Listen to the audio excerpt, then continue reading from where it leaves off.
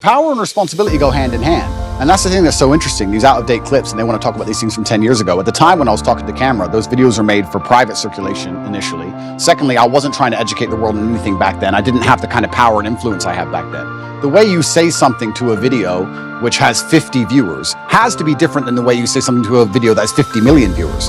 Power and responsibility absolutely go together, and I understand that very well, and I understand the power I have.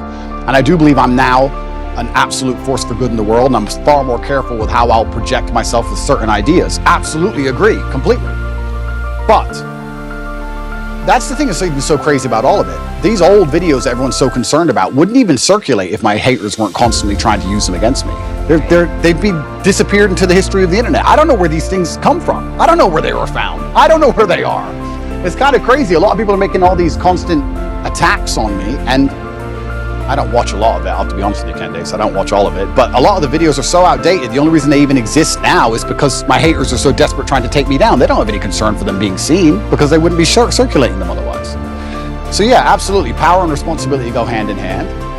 And I do believe that I now have a huge platform, and with young boys, they're exceptionally interested in my case. I do believe to a degree I'm an anti-hero. I do believe to a degree that the harder I'm attacked, the more credibility is given to me in the eyes of my fans. I think that they see, everyone's out to get this guy.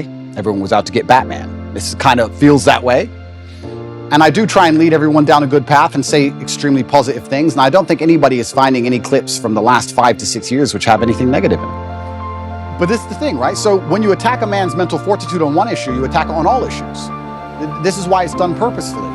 To resist a slave mind, you need to be able to resist in the first place. How can you resist a slave mind if you have no physicality, you have no willpower, no ability to mentally resist anything? Well, then what you're gonna end up doing, you're gonna end up eating the bugs and watching the porn and sitting in front of your computer, and that's what they want from people. So I think that it's actually all very interconnected. People come at me with the porn problem, and I get the same thing. Guys say to me all the time, hey, what are you gonna do? What should I do? I struggle with pornography. And I say, that's because you have nothing else in your life in order.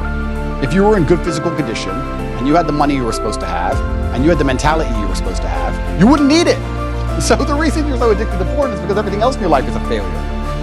And yeah, it's certainly a complicated issue. It's a difficult one. And this is why they fear male agency so much, because when men truly wake up and decide to be the best versions of themselves, they're hard to control, because all these control mechanisms fall by the wayside. They don't want the porn anymore. They don't want the antidepressants anymore. They don't want the garbage anymore. And now you have a whole bunch of men who actually want truth and honor and respect, and they want to live for something. And then what are they going to live for? They're going to want to be brave. They're going to want to do the right thing, regardless of how dangerous it may be for their own personal circumstance. And that sounds like a difficult population to enslave. Right. Or degree pornographic content. Now men are writing to you, like, how do I... And now men are trying to escape it. Yeah.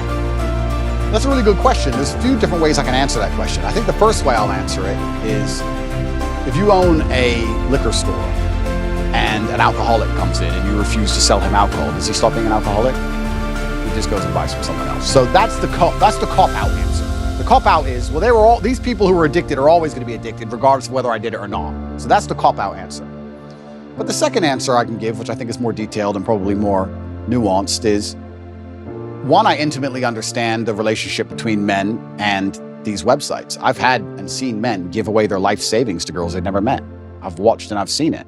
And I actually think a lot of the insights I give, a lot of the things I tell the world about the mental health crisis, about men being so constantly lonely, about how important it is to build yourself into a high-value man, about how money alone is not enough. I explain all these things. A lot of these are lessons from the webcam days. I saw dudes who had a whole bunch of money, no other attributes, and they ended up on these websites spending hundreds of thousands of dollars because they didn't have anything else.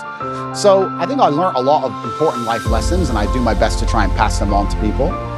But I guess also, and this is the final answer I want to give about this whole subject, is that I do think I can take the question you're asking and reverse engineer it and use it against the people who are trying to attack me for it.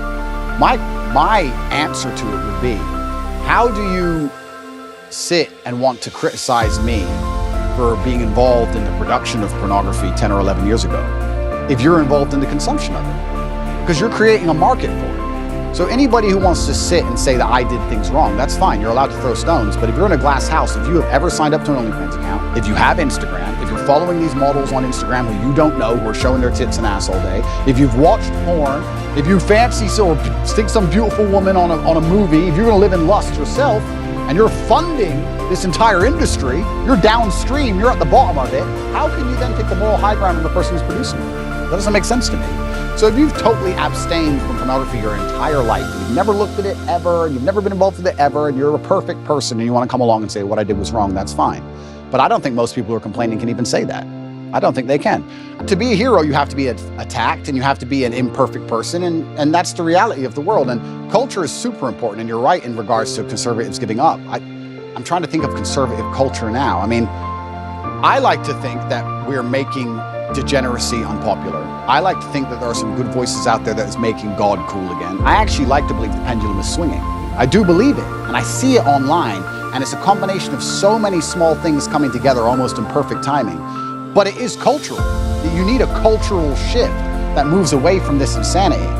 And you're right, if you just want to sit there and just preach, nobody's going to be interested in it. And I also think that especially in the masculine realm, I can't talk for being a woman, but I can talk for being a man. In the masculine realm, we certainly like to see people lead by absolute and utter example. Because traditionally we would be following our commander or the man we respected into war. So we'd like to know he can at least fight. We'd like to see he's at least brave. We'd like to see him lead by example. And I think especially if conservatives want to win the culture war, then they need to lead by example. If you're going to be a conservative preacher and you want to tell men about how they should live their lives, you should be as strong as possible. You should look in shape. You should be big. You should show you're motivated, you're disciplined. You should absolutely, of course, we all have vices, but you should be very disciplined with your outlook. You should make it very clear to the outside world that what you've done wrong, what you haven't done wrong, you should take accountability. I think you need to lead by example. I don't think you can preach to men. I don't think you can preach to young boys. I think that's the reason why they don't do so well in school in general. I don't think that's the reason why they're disenfranchised. I think you need to just lead by example and let them follow. And I feel like I'm kind of doing that by just standing up and saying, no, this is who I am and I'm unapologetic for it, and this is what I've done and this is what I intend on doing, and I'm going to try and save the world.